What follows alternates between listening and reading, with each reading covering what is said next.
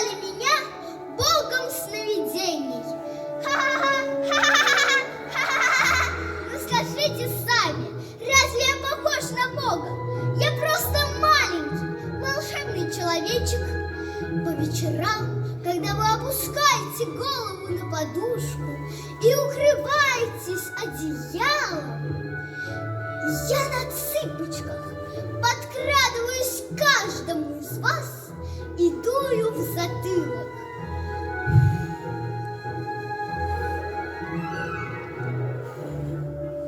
Подую, ваши глазки закрываются, и вы засыпаете.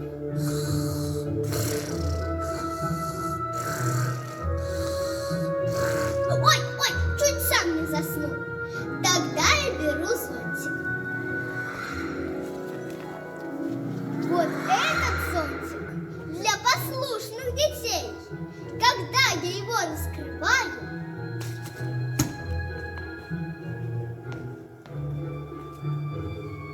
они во сне видят увлекательные сказки и события. Послушные дети только.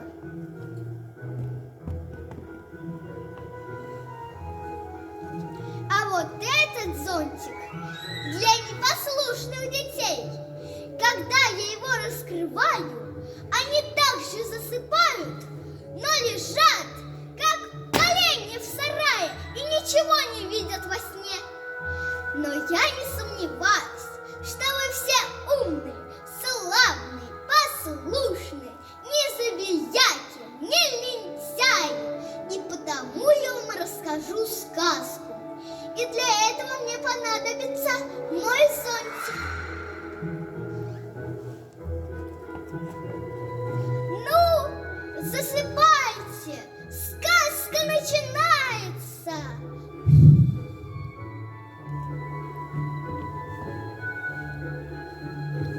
У лукоморья дуб зеленый, золотая цепь на дубе том. И днем, и ночью кот ученый все ходит по цепи кругом.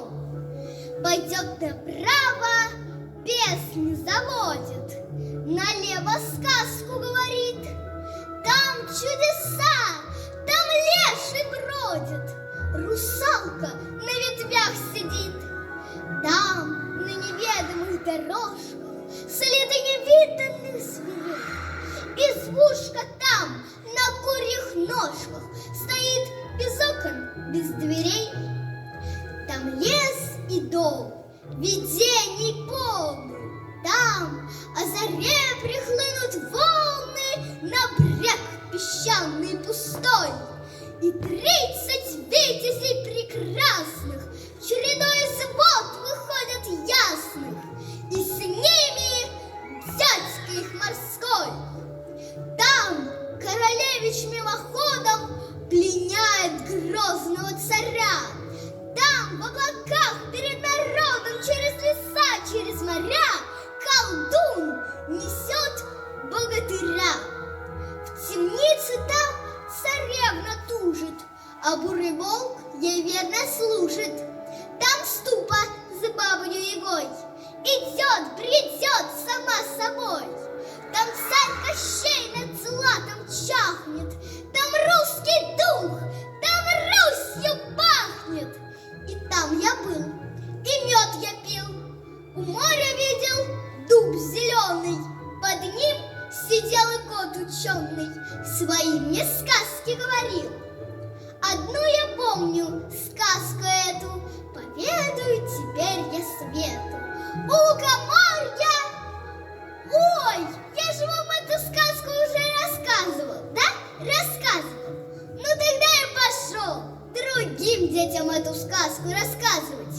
А то у меня столько детей, столько сказок.